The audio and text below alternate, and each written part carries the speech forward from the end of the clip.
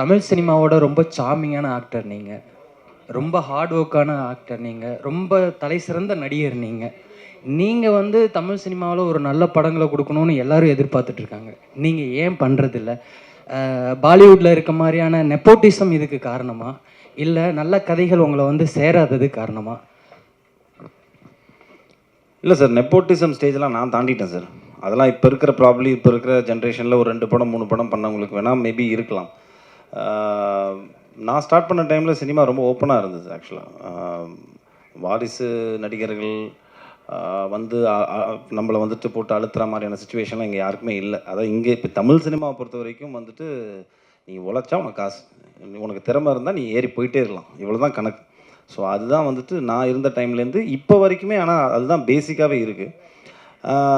நான் இல்லை சார், சில சம்டைம்ஸ் என்ன ஆகுதுன்னா, ஒரு ஸ்டேஜுக்கு மேலே நம்மளே பிடிச்சி இழுத்து போக வேண்டியிருக்குல்ல. அப்படி இருக்கும்போது ஒரு சில நல்ல கதைகள் வருது, ஆனால் அதுக்கு வந்துட்டு சரியான தயாரிப்பாளர் அமைய மாட்டேங்குது. அந்த மாதிரி அந்த கரெக்டான டைமில் வந்துட்டு அந்த 3 டாட்ஸை கனெக்ட் பண்ணும்போது நம்மளுக்கு வந்துட்டு அடுத்த லெவல் போகிறதுக்கான ஒரு வாய்ப்பு கிடைக்கும். அந்த மாதிரி நடக்க மாட்டேங்குது. ஸோ எனக்கு என்ன வருதோ அதை நான் கரெக்டாக பண்ணி போயிட்டுருக்கிறனால தான் வந்துட்டு நீங்கள் சொல்கிற மாதிரி இந்த கேள்விக்கு வந்துட்டு நான் பதில் சொல்ல வேண்டியிருக்கேன். என்னென்னா, ஏன் நீங்கள் அடுத்த லெவல் போகலங்கிறத உங்களோட கேள்வி. ஸோ அது காரணமே இதுதான். என்னென்னா, நம்மளுக்கு ஒரு விஷயம் இப்போ ஃபார் எக்ஸாம்பிள் எடுத்துக்கிட்டிங்கன்னா, நான் ஒரு 2 மாதம் முன்னாடி ஒரு எக்ஸ்ட்ராடனரி ஸ்கிரிப்ட் கேட்டேன். அந்த ஸ்கிரிப்டுக்கு வந்துட்டு ஒரு ப்ரொடியூசர் வந்துட்டு அந்த டைரக்டர் எடுத்துகிட்டு வந்தார். ஆனால் அந்த ப்ரொடியூசருடைய ஆப்ஷன் வேறு ஆர்டிஸ்ட்டாக இருக்குது. புரியுதுங்களா? ஸோ இப்போ இந்த இடத்துல நான் சண்டை போட வேண்டிய விஷயம் என்னன்னு பார்த்தீங்கன்னா வந்துட்டு, அந்த கதையை நான் எனக்கு பண்ணுறதுக்கு அந்த டைரக்டரையும் அந்த கதையும் தக்க வைக்கணும். அதுக்கு நான் என்ன பண்ணணும்? ஒன்று நான் ப்ரொடியூஸ் பண்ணணும், இல்லைனா எனக்கு தெரிஞ்ச யாரையா ஃப்ரெண்ட்ஸை கூப்பிட்டு ப்ரொடியூஸ் பண்ண வைக்கணும். அது முடியுமா? முடியாது. அப்போ அந்த கதை எங்கே போகும்? அடுத்த ஆர்டிஸ்ட்டுக்கு போய் அந்த படம் பெரிய வெற்றி அடையும் போது. ஸோ இப்படியே தான் போயிட்டுருக்கு. அது ஒரு மாதிரி செயினாக போயிட்டுருக்கிறனால தான் வந்துட்டு, ஸோ நம்மளுக்கு இருக்கிற விஷயத்த நம்ம அழகாக நம்மளை நம்பி வரவங்கள ரொம்ப அழகாக நம்ம வச்சு நம்ம அடுத்தடுத்த லெவல் போகிறதுக்கு முயற்சி பண்ணிகிட்டே இருக்கணும். அவ்வளோதான் சார், ஒன்றுமே பண்ணவே முடியாது. That is how it works. When you don't have a push, you have to accept the fact. அவ்வளோதான். இதுதான், இதை புஷ் பண்ணி போங்க, எங்கேயோ ஒரு டைமில் வரும். அவ்வளோதான். மற்றபடி நெப்போட்டிசம்லாம் கிடையாது சார். தமிழ் சினிமா பொறுத்த வரைக்கும்லாம் எனக்கு தெரிஞ்சு எல்லாரையும் வந்துட்டு வாழ வச்சுட்ருக்கு தமிழ் சினிமா. நீ வந்து திறமையோடு இருக்கியா, உழைக்கிறியா, ரெடியாக இருக்கியா, போயிட்டே இருக்கலாம் மேலே. அவ்வளோதான். Thank you sir. பக்கத்தில் ma'am. Hello ma'am. I'm a very big fan of you ma'am. சின்ன வயசுலேருந்து மட்டும் சொல்லிடாதீங்க மேம்.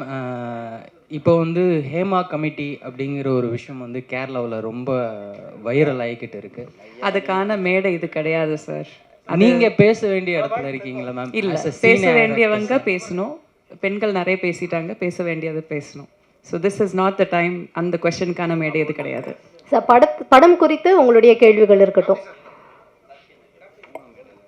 பரத் சார் சார் சொல்லுங்கள் சார். இங்கேருந்து பார்க்குறப்போ நிறைய ஆடியோ ஃபங்க்ஷன் இந்த மாதிரி ப்ரெஸ் மீட்லாம் கலந்துருப்போம். ஆனால் இவ்வளோ ஹீரோயின்ஸ் மேடையில் இருக்க மாட்டாங்க, வெறும் ஆம்பளைங்களே உள்ள மீட்டிங்லாம் பார்த்துருக்கோம். இவ்வளோ ஹீரோயின்ஸ் இங்கேருந்து பார்க்குறப்ப எங்களுக்கே மகிழ்ச்சியாக இருக்குது. படத்தில் நடித்த உங்களுக்கு எப்படி இருந்தது? நடித்தது ஒரே ஒரு ஹீரோயினோடங்க. இது வந்துட்டு 4 கதை சேர்ந்த ஒரு படங்கிறதுனால 4 கதையோட மொத்த ஹீரோயினும் இங்கே இருக்காங்க. ஆனால் நான் நடித்தது அந்த ஒரே ஒரு ஹீரோயினோட தான், சினியோட தான் நடிச்சிருக்கேன் நான். ஆமாம், நான் இல்லை, இவங்களோட காம்பினேஷன் இருக்குது. அஞ்சலி அவங்களோட இருந்தது, பட் இவங்க மேடமோட இல்லை. மற்றபடி பவித்ரா லக்ஷ்மி அவங்களோட இல்லை. பட் ஆனால் இந்த கதை வந்துட்டு கொஞ்சம் விமன் எம்பவர்மெண்ட் நிறைய இருக்குது இந்த படத்தில். நிறையா விமனுக்கு நிறைய இம்பார்ட்டன்ஸ் இருக்குது இந்த படத்தில். ஸோ அந்த வரைக்கும் எனக்கு சந்தோஷம் தான். பட் நடித்தது ஒரு ஹீரோயினோட தான். அதே மாதிரி பரத் சார், உங்கள் இளமையோட ரகசியம் சொல்லுங்கள். ஏன்னா நான் வந்து 31 வருஷம் ஃபீல்டில் இருக்கேன், ஆனால் கிழவனாகவே மாறிட்டேன். நீங்கள் 21 வருஷம் ஆனாலும் அப்படியே இருக்கீங்க, அது எப்படி?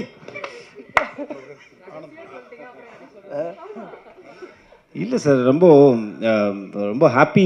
இங்கே சந்தோஷமாக வச்சுக்கிட்டாலே போதும் சார். நான் ரொம்ப பேராசை கிடையாது. சினிமாவில் நம்ம அடுத்த லெவல் போகணும்னு சொல்லிட்டு நிறைய யோசிக்கிறது கிடையாது. ஸோ ஆட்டோமேட்டிக்லி நீங்கள் வந்துட்டு இப்போ கண்டென்ட்டான ஒரு சொல்லுவாங்கள்ல, நம்மளுக்கு என்ன இருக்கோ அதை வச்சு நம்ம வந்துட்டு வாழ்க்கையை நடத்தினோம்னாலே ஸ்ட்ரெஸ்ஸுக்கு அதிகம் கம்மியாயிடும். ஸோ புரிஞ்சது. இப்போ நீங்கள் கூட எல்லாமே ஆகலாம். இப்போ கிழவன்லேருந்து திருப்பியும் குமரனா மாறலாம். ஸோ ஸ்ட்ரெஸ் எடுத்துக்காதீங்க. கேப்டன், உங்களுக்கு ஒரு கேள்வி. மேடையில் வந்து மேடத்துக்கு எவ்வளோ அட்வான்ஸ் கொடுத்தோன்னு சொல்லிட்டீங்க, பரத் சாருக்கும் மற்றவங்களுக்கும் எவ்வளோ கொடுத்தோன்னு சொன்னீங்கன்னா நாங்களும் ப்ரொடியூசர் ஆகும்ல? அண்ணா, அதெல்லாம் தனியாக பேசிக்கலாம். டைரக்டர் ஆக்சுவலாக மெட்ராஸ்னு ஒரு படம் வந்தது. அது வந்து ஒரு துரோகம் அப்படின்ற ஒரு கான்செப்டில் போச்சு. அது பல அரசியல் இதெல்லாம் பேச ஆரம்பிச்சு. உங்களுடைய ஒன்ஸ் அப்பான் டைம் மெட்ராஸ் அப்போ வந்து ஃபுல்லாக பார்த்தீங்கன்னா கத்தி தான் பேசுச்சு. நீங்கள் கன்னுடைய புல்லட் வச்சுருக்கீங்க, என்ன சொல்ல போகிறீங்க? டைட்டில் வந்து பார்த்திங்கன்னா இது ஒரு இந்த கன் வர்றதுக்கான ஒரு அடிப்படை சம்பவம் இருக்குங்களா, அது வந்து ஒரு 12 இயர்ஸ்க்கு முன்னாடி நடந்த ஒரு உண்மை சம்பவம். ஸோ அதை வந்து உங்களுக்கு ஞாபகப்படுத்துகிற மாதிரி தான் அந்த டைட்டில் நான் வச்சுருக்கேன். அது மட்டும் இல்லை, இது வந்து எல்லா லாங்குவேஜும் கொண்டு போகணும்னு நினச்சோம். உலகம் முழுக்க பார்த்திங்கன்னா once upon time in America இருக்கும், ஹாலிவுட் இருக்கும். ஸோ இந்த டைட்டில் கேட்கும்போது பிடிக்கும் எல்லாருக்குமே. ஸோ மெட்ராஸ் அப்படின்னு ஒரு டைட்டில் இல்லை. அப்போது என் ப்ரொடியூசர்கிட்ட ஷான் அவர்கள்ட்ட சொல்லும்போது 2 டைட்டில் சொன்னேன். அது இது ஓகேன்னு சொன்னார். நான் சென்னைன்னு சொன்னேன், அவர் தான் மெட்ராஸை மாற்றினது. அப்புறம்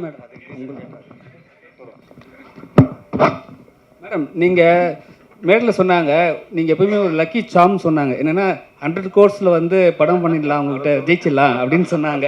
அதில் நீங்கள் சொன்னீங்க 20% கேட்குறீங்க. இப்போ நீங்கள் கேட்டீங்கன்னா நான் எப்போ கேட்டேன்? பேசுனீங்களே, அது மட்டும் தான் கேட்டேன், நான் வேற என்னமோ சொன்னேன். சரி சொல்லுங்க, கேள்வி சொல்லுங்க. அதான் மேடம், இப்போ நீங்கள் பர்சன்டேஜ் கேட்டால் எப்படி மேடம் அடுத்த சான்ஸ் கொடுப்பாங்க உங்களுக்கு? நான் கேட்கவே இல்லையா சார்? அதான் அவங்களா அந்த பெர்ஃபார்மன்ஸ் ஒத்துழைப்பு எல்லாம் பார்த்து அவங்களா கொடுக்குறேன்னு சொன்னாங்க. நான் கேட்கவே வாங்கிடுவீங்க. ஏன் வாங்கினா நம்மள தேடி வர லட்சுமி நம்ம எப்போ வேண்டாம்னு சொல்லக்கூடாதுங்க. அது இப்போ சொல்லவே கூடாது. சார் சொல்லுங்க டேரக்டர் சார், இப்போ வந்து ஒரு படத்தில் ஒரு ஹீரோயினை வச்சு பண்ணுறது பெரிய விஷயம். எத்தனை ஹீரோயின், அது இல்லாமல் வந்து ஒரு நல்ல ஆக்டர் ப்ளஸ் நல்ல அழகான ஒரு ஹீரோ, அவரை வச்சு பண்ணும்போது ஹீரோ கண்டிப்பாக ஒரு விஷயம் சொல்லுவார், ஏங்க எல்லா ஹீரோவே வச்சு பண்ணுறீங்க, எல்லாத்துக்கும் எங்களுக்கு காம்பினேஷன் கொடுங்கன்னு கண்டிப்பாக கேட்டிருப்பாரு. நீங்கள் என்ன சொன்னீங்க? நான் அது மாதிரி எதிர்பார்த்தேன், ஆனால் அந்த மாதிரி எந்த கேள்வியும் எழவே இல்லை. அந்த மாதிரி எந்த கேள்வியும் எழலை. எல்லாருமே சப்போர்ட் பண்ணாங்க. முக்கியமாக பரத் சாரும் ரொம்ப அதை பற்றி கேட்குற கதை என்ன சொல்லுதோ அதை மட்டும் பண்ணுங்கன்னு சொன்னார். ஹீரோக்காக எதுவும் பண்ண வேணும்னு சொன்னார். இது பேசிக்கலி ஒரே படத்தில் 5 ஹீரோயின்ஸ் நடிக்கிற படம் இல்லை. இது பக்கத்து வீட்டு கதை, அந்த வீட்டு கதை, அந்த வீட்டு கதைன்னு சொல்லிட்டு 4 வீட்டு கதையோடையும் சேர்ந்து கடைசியில் வந்துட்டு வரும். ஸோ எங்கள் வீட்டுக்கு ஒரு பண்டாட்டி தானே இருக்க முடியும், அவ்வளோதான். அதோட அம்மிக்கிட்ட உட்காரணும்.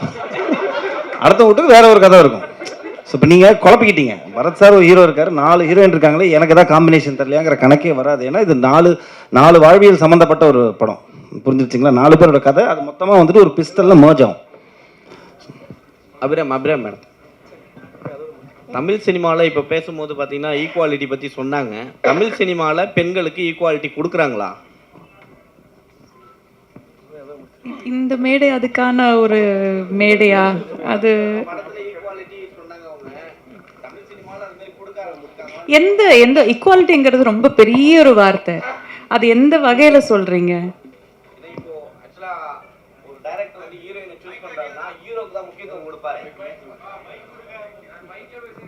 ஹீரோக்கு மட்டும்தான் முக்கியத்துவம் படத்தில் எப்பயுமே இருக்கும். ஸோ ஹீரோயினுக்கு அந்த போர்ஷன் மட்டும்தான் இருக்கும். அதை வச்சு கேட்குறேன்.